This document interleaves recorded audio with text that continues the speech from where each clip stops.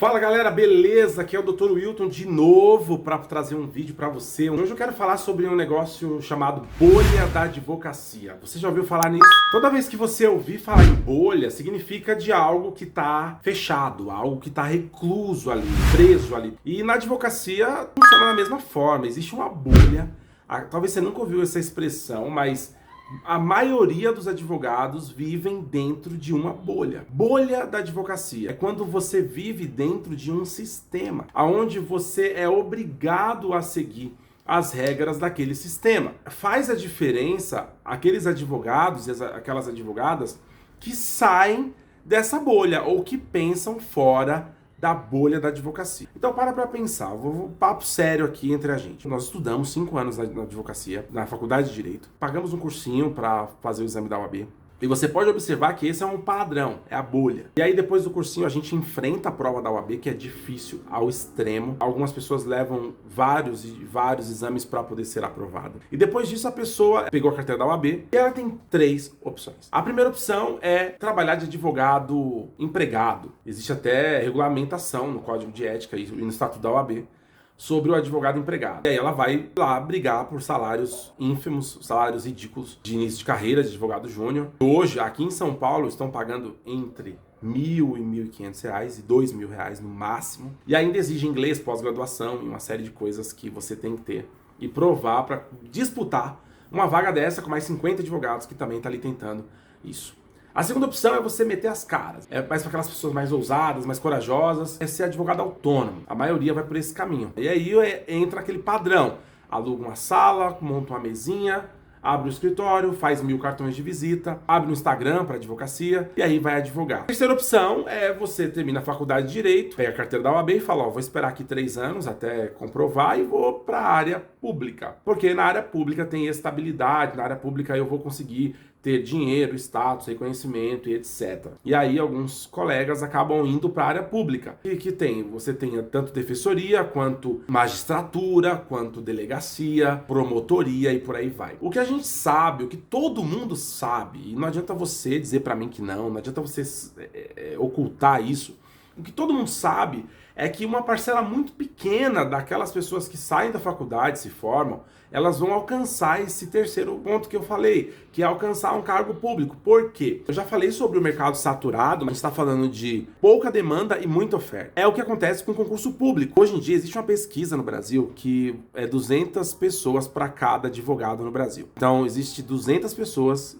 per capita, 200 pessoas para cada advogado no Brasil. Só que uma pessoa, ela pode contratar um advogado, ela pode contratar vários advogados, porque de repente a especialidade do que ela busca ou a solução que ela precisa, um advogado tem, o outro não. Então esse cálculo é só para você entender a questão per capita. Quando você disputa uma vaga de concurso, vamos falar de uma vaga de magistratura, por exemplo, geralmente quando abre por tribunal, abre 10 vagas para juízes, a gente tem um índice de inscrição, vamos calcular aproximadamente, tá bom? Eu não sou muito bom de matemática, mas eu vou tentar fazer essa conta. Vamos imaginar que 10.000 pessoas se candidataram, 10.000 bacharéis, 10.000 advogados, se candidataram para 10 vagas da magistratura no Tribunal de Justiça de São Paulo. Fala para mim de mercado saturado. Você acha que tem mais saturação? Você ter 200 pessoas para 200 clientes, possíveis clientes para um advogado no Brasil, ou você disputar com 1.000 pessoas por uma vaga? Quando a gente pensa em concurso público, a gente tem que entender que não é somente o fato do seu desejo, do seu sonho, eu quero estabilidade, eu quero isso, eu quero aquilo,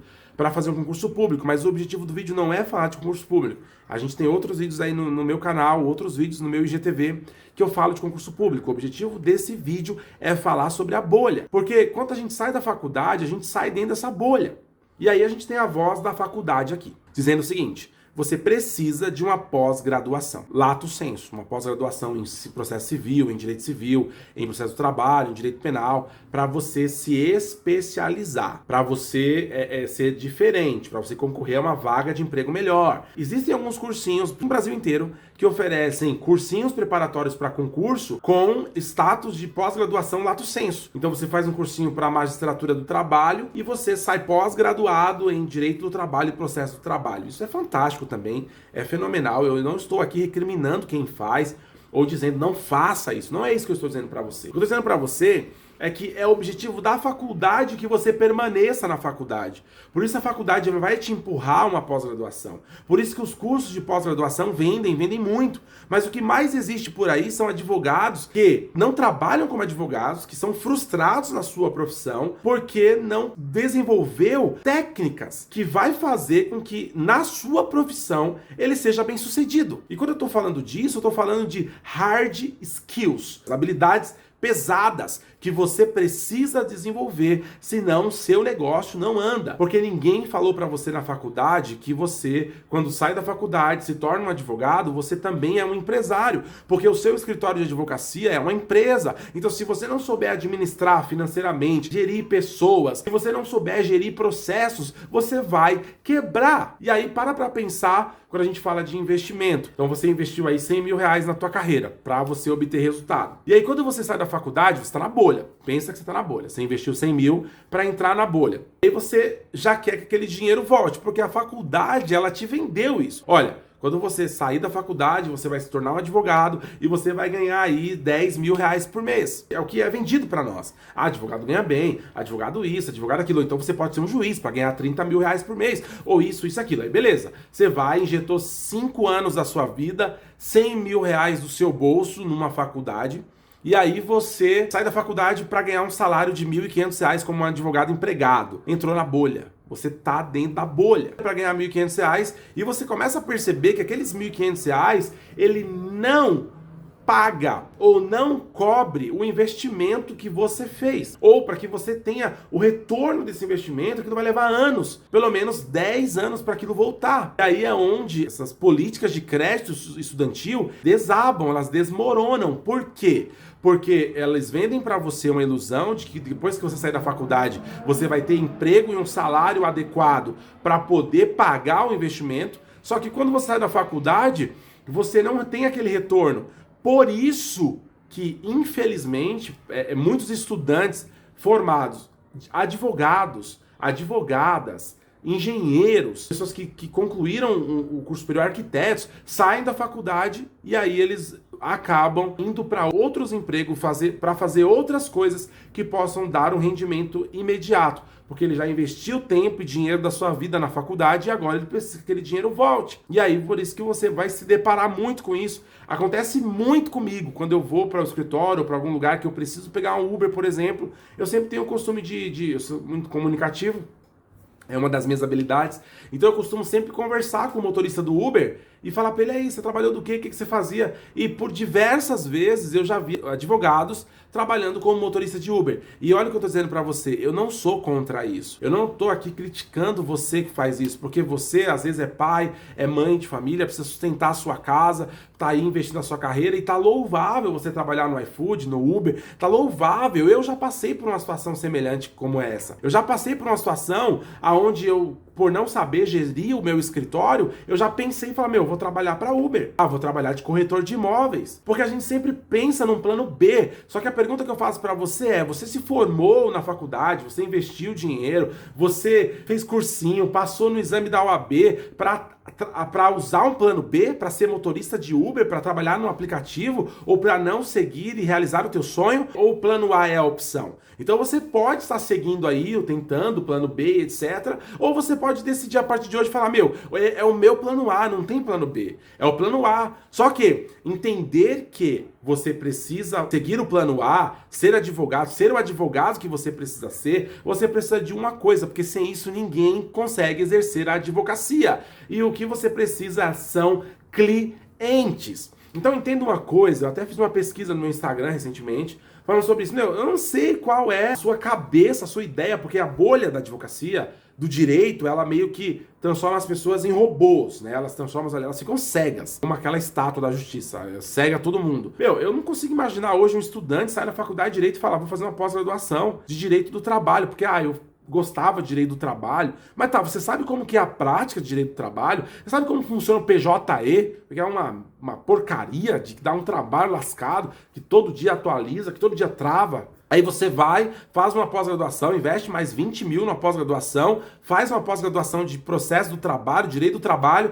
e quando você começa a pegar clientes trabalhistas, você decide que não é aquilo que você queria para sua vida. E aí você vai pensar no plano B, C ou D, porque carreira de advogado realmente não é pra mim. Me frustrei, parei, desisti. Quando na verdade você precisa entender quais são as habilidades que você precisa desenvolver. E aqui eu vou falar 3 pra você. Você precisa aprender gestão de escritório. 3 coisas dentro da gestão: gestão de pessoas, gestão de processos, gestão financeira. Segundo ponto, você precisa aprender a vender. Você precisa aprender como vender. Porque um cliente chega pra você e fala: doutor, eu quero fazer um divórcio. Você vai fazer o quê? Você vai falar: é X, como a gente costuma fazer? Olha, eu vou olhar aqui, peraí que eu vou olhar minha tabela. Você abre a sua tabela e você vai lá e fala assim: um divórcio é R$4.500. Um divórcio com bens, é 6% do seu quinhão da partilha. Vai continuar trabalhando assim, passando preço. Aí o cliente chega pra você e fala assim: tá, doutor, mas, tem um advogado ali na esquina ali que cobrou metade do preço. Por que eu tenho que contratar você? O que você responderia pro seu cliente nesse caso? Não, porque aquele advogado lá não presta. Se ele tá cobrando um valor abaixo da tabela da OAB, é porque não presta. Nossa, é porta de cadeia. É assim que você vai se defender. É dessa forma que você vai vencer uma objeção de preço, quando o cliente, ele esfrega na sua cara que um outro advogado, um concorrente seu, apresentou um preço menor, ou você vai desenvolver técnicas para vencer objeções. Quando você tá na mesa negociando com o cliente fala assim: pô, doutor, preciso falar com minha mulher, preciso falar com meu marido para poder dizer, para confirmar se eu posso fechar o contrato com você ou não. E aí, a pergunta: como vencer uma objeção dessa que a pessoa tem que falar com alguém? Então existem técnicas de vendas que você precisa aprender. E o terceiro ponto, que é o mais fundamental, é que você precisa aprender sobre oratória e redes sociais e mídias sociais. Você precisa aprender, porque o advogado, ele é uma pessoa que contém o conteúdo jurídico, tem o poder de interpretar a lei, dependendo da parte que ele, do lado da parte que ele está defendendo. Então, quando você sabe comunicar isso para o mundo, quando eu falo de oratória, aprender sobre oratória, significa aprender a comunicar o teu conteúdo ou aquilo que você faz com o mundo. Porque como que os clientes vão te conhecer, ou vão seguir você, ou vão atrás de você, sendo que você não sabe falar, sendo que você tem vergonha de falar? Gente, existe curso hoje que trata timidez. Doutor, mas eu sou tímido. Eu não consigo falar em público. E quando você tiver que fazer uma sustentação oral, que você vai estar sentado numa banca com 20 desembargadores, eu não sei se você já fez alguma sustentação oral no STJ. Não adianta, é muita gente, aí tem, porque eles julgam tudo de uma vez, então tá toda a turma lá, e aí você sobe na bancada com um microfone, tem mais uma galera assistindo, na bancada lá tem outra galera assistindo, e aí você vai falar o quê? Você vai gaguejar? Você vai tremer na base? Então nós advogados não podemos ter essa desculpa de que a gente é tímido. Porque tá tudo bem se você é tímido, beleza, mas existem hoje técnicas, existem hoje cursos que você pode fazer para vencer a timidez. Eu não sei postar no Instagram. Eu não sei fazer um conteúdo pro Instagram. Hoje em dia existem ferramentas gratuitas na internet que vai te ajudar a fazer um post, a criar um conteúdo, a atrair seguidores. Olha que interessante, eu trabalho com o Google Ads há muito tempo, há uns 6 anos mais ou menos. E durante todo esse período eu desenvolvi várias ferramentas de pré-atendimento. Eu vou um dia fazer um curso sobre pré-atendimento de cliente. E é interessante que eu converto pessoas curiosas. Eu converto em cliente. Por quê? A pessoa me manda uma mensagem e fala: doutor, é da Defensoria Pública? Isso acontece muito. É da Defensoria Pública porque a gente está no Google, então isso vem. É da Defensoria Pública? Eu falo: olha, não é da Defensoria Pública, mas eu posso te ajudar? Qual é o seu caso? A pessoa vem e me conta o caso dela. Aí eu faço uma pesquisa socioeconômica. Tá, mas me fala as suas condições. Você trabalha, seu marido trabalha, você mora numa casa própria, que é mais ou menos aquela pesquisa que a Defensoria Pública faz. E aí eu chego numa conclusão, falo: olha, seu caso vai ser muito difícil a Defensoria Pública fazer. Por quê? Você tem renda, porque você provavelmente não vai se adequar aos critérios da Defensoria Pública. Ou então eu faço uma análise do valor da causa, eu analiso se aquela causa pode ser recebida no êxito, enfim, eu faço uma análise. Mas vamos supor que no final de tudo o cliente diga assim: não, doutor, eu prefiro fazer com a Defensoria Pública mesmo assim. Sabe o que eu faço? Eu chego pro cliente e digo o seguinte: olha, mas você gostou do meu atendimento? Achou que eu consegui te atender legal? Salva o meu nome é Wilton, salva o meu número aí no teu WhatsApp. E toda vez que você precisar de um advogado, conte comigo. E se você souber de alguém que precisa de um advogado, me indica, por favor. Você vai me ajudar muito. Olha que interessante, eu encerro mais ou menos as minhas ligações quase todas dessa forma. Por quê? Ainda que naquele momento, aquele cliente, ele não te contrate, não significa que se aquele cliente tiver uma outra situação, ele não lembre de você. E para pensar numa coisa, eu uso o Google, ok? É uma das minhas ferramentas de captação de cliente. Se o cliente não tem advogado, se ele não tem no seu networking, no seu hall de amigos, de familiares, ele vai procurar um advogado no Google, perfeito. Chegou no Google, eu paguei no Google para ele me encontrar. Eu posso pagar ou não, se for Google Ads ou SEO, que é uma ferramenta de busca orgânica. Ele pode me encontrar de forma gratuita ou não. De qualquer forma, ele me achou. Se esse cara precisar de um advogado novamente, eu vou deixar ele no Google de novo? Ou será que eu vou ser a primeira opção dele? Porque eu vou estar na agenda dele. É a mesma coisa de você entregar um cartão na mão da pessoa. Essa técnica do cartão já era, porque todo mundo pega o cartão raso, joga fora. Já era, gente, já era. Você está pensando aí em 2021 imprimir cartão de visita para prospecção? Você está enganado, você está na bolha. Tenha cartão no seu escritório. Tenha pastas customizadas no seu escritório. Tenha papel timbrado. Tenha identidade visual. Precisa, isso traz credibilidade, isso traz peso, isso traz profissionalismo para sua advocacia. Mas, não usa isso mais como prospecção. Porque ninguém mais contrata um advogado porque eu achei um cartão na rua. Porque eu recebi um cartão. O importante é você estar aonde o seu cliente está. Aonde o seu cliente te vê. Aonde o seu cliente te encontra. Quando eu abri meu escritório em 2009, eu tinha várias pastinhas. Quando era criança, ninguém sabe dessa história. Eu colecionava cartão de telefônico. Nem sei se você aí dessa geração sabe o que é o cartão telefônico. Antigamente tinha orelhão na rua, um telefone público. A gente usava um cartão que tinha créditos, que voava aqueles créditos lá. E aí a gente guardava, porque os cartões vinham, tipo, coleção, selo, imagem, desenho, pinturas, etc. E eu colecionava aquilo. Então eu tinha um negócio chamado porta-cartão. Acho que você nunca ouviu falar sobre isso. Quando eu abri meu escritório de advocacia, eu tinha vários porta-cartão de visita. Porque eu ia nas feiras, ia nas reuniões do BNI, de networking, eu ia no Sebrae, eu ia nos lugares onde tinha vários empresários, e eu trocava cartão. E eu chegava no escritório com aquele bolo de cartão, e eu guardava aqueles cartões no meu porta-cartão. Quando eu precisava, por exemplo, uma coisa que eu usei muito, recarga de toner da impressora. Quando eu precisava de uma recarga de toner, eu ia lá nos cartões e eu falava, pô, tem uma empresa aqui que eu conheci há uns anos atrás, e aí eu tenho um cartão dela. Eu ia lá naquele porta-cartão e eu usava um porta-cartão para ligar para uma empresa de recarga de toner, ou uma manutenção de impressora, ou gráfica e etc. Agora para pensar no seguinte, hoje você está com o seu celular na mão. Provavelmente você está me assistindo do seu celular. Você tem o seu laptop, você está com o seu notebook aí na mão, seu PC. E aí você está no seu computador.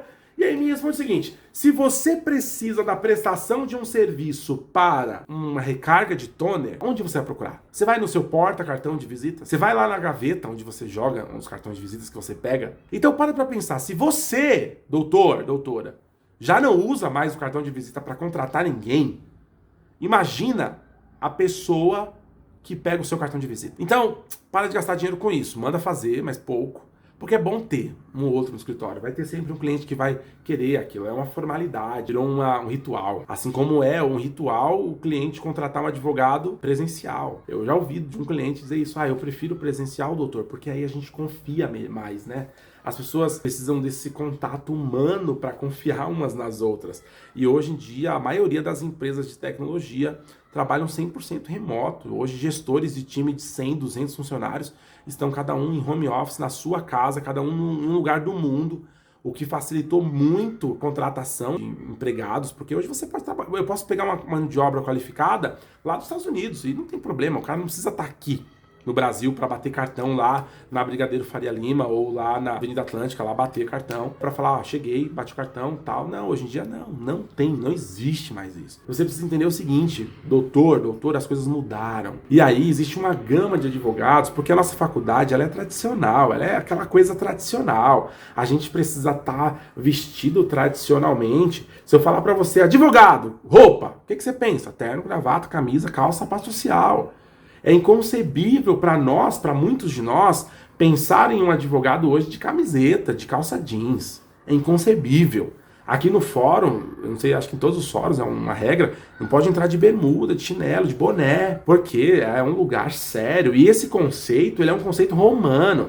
Ele é um conceito extremamente tradicional. Não estou dizendo para você que eu sou contra, pelo contrário, eu adoro vestir a minha armadura. Eu falo que o terno é minha armadura. Mas o que pega é porque a gente traz essa ideia do tradicionalismo, das coisas velhas e antigas, e queremos adotar na nossa vida hoje. Então você aí, uma advogada, 22 anos, acabou de sair da faculdade, pegou a carteira da OAB, as pessoas para te seguirem, elas querem saber como é que você anda, o que você veste, os seus casos, como que você atuou na delegacia, como que você atuou numa audiência, e é isso que faz com que as pessoas comecem a te seguir. Uma dica que você coloca lá, por exemplo, você é um advogado de direito do consumidor, é uma dica que você coloca lá falando assim, 5 dicas para não ser enganado, compra de um produto. Se você é advogado imobiliário, 5 dicas para comprar o teu imóvel. E por aí vai, entende? Quando você começa a entender aonde o teu público tá, e o teu público ele não vai num porta-cartão de visita para te procurar, ele vai no Instagram, ele vai no Google, ele vai no WhatsApp. Então aonde você tá, doutor? Então talvez você que tá reclamando que o mercado tá saturado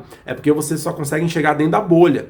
E quando você entra dentro da bolha, você entra dentro da corrida de ratos, onde você começa a fazer as coisas que todo mundo faz. Quero falar de uma última coisa. Existe um interesse muito grande do sistema que você viva dentro da bolha. Eu vou dar um exemplo para vocês, não é o nosso segmento, mas eu vou dar um exemplo para vocês da medicina. Por que o curso de medicina é tão caro? Já parou para pensar nisso? Um curso particular de medicina hoje no Brasil, ele é inicialmente a média, inicialmente 6 mil a 7 mil reais, a 8 mil reais, dependendo da faculdade. O curso particular de médico. E o salário do médico nem é tudo isso, nem é mais tudo isso. Mas por que o curso de medicina, o valor é tão alto? Porque existe um interesse do sistema em filtrar a quantidade de pessoas que se tornam médicos. Para quê? Para que os médicos que já ganham bem continuem ganhando bem. Para que os médicos que cobram caro pelo procedimento continuem cobrando caro pelo procedimento.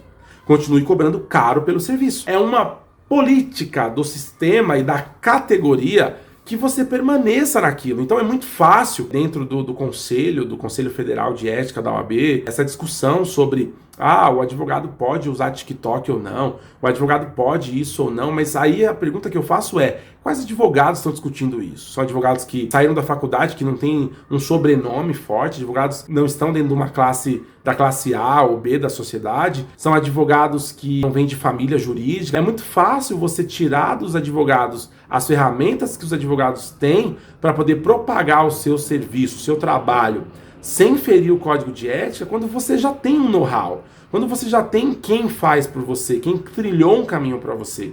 Então é muito fácil hoje, e talvez você teve isso dentro da sua faculdade, eu tive vários colegas dentro da minha faculdade, que saíram da faculdade com o escritóriozinho pronto, montado, porque papai, mamãe já é advogado, papai e mamãe já trilhou o caminho, então eu entro ali, pego, herdo a carteira do meu pai, os clientes do meu pai, da minha mãe, e continuo minha carreira, beleza, vou continuar andando de carrão, morar em casão, e por aí vai. Agora o advogado que saiu da faculdade agora, duro, quebrado, olha que interessante.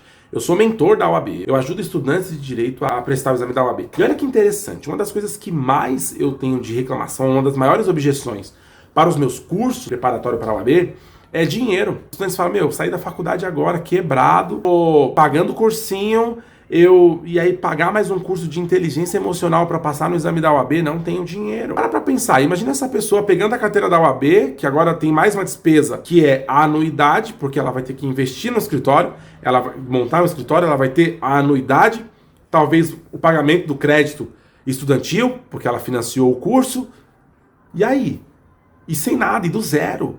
E aí eu falo pra você, não vou fazer um post no Instagram, eu não vou patrocinar o meu site, o meu portal, as minhas landing pages no Google Ads, por quê? Se existem pessoas para isso. É a mesma coisa de você ser contra o Uber. Poxa, por quê? As pessoas que continuam usando táxi. O táxi não foi extinto. Agora você poderia ser aquela pessoa da bolha do táxi. Eu estou usando uma analogia para você entender que existem pessoas que vivem dentro da bolha do táxi. Porque quando vem algo novo, ela fala, mas se é algo novo aí vai vir e vai acabar com o que é velho, vai acabar com o que já existe. Provavelmente no futuro muito próximo vai acabar com o que já existe. Porque é melhor, porque é mais usual, porque o mundo muda.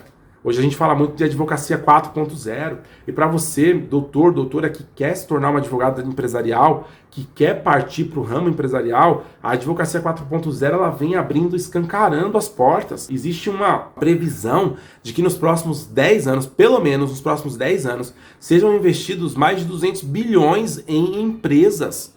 Olha como o nosso mercado ele é aquecido, mas para você entender isso, você precisa sair da bolha. Quer saber mais sobre isso? Me segue, acompanha os meus vídeos no canal, no meu IGTV, no meu YouTube. Meu YouTube tá Dr. Wilton Moura, me segue lá. Indica esse vídeo para um colega seu, manda para os seus sócios, pros seus parceiros e tamo junto. Se tiver alguma dúvida, me manda um direct, escreve aí nos comentários que eu vou ter o maior prazer em responder. Tamo junto, vamos nessa e eu vejo você lá do outro lado, fora da bolha. Até mais.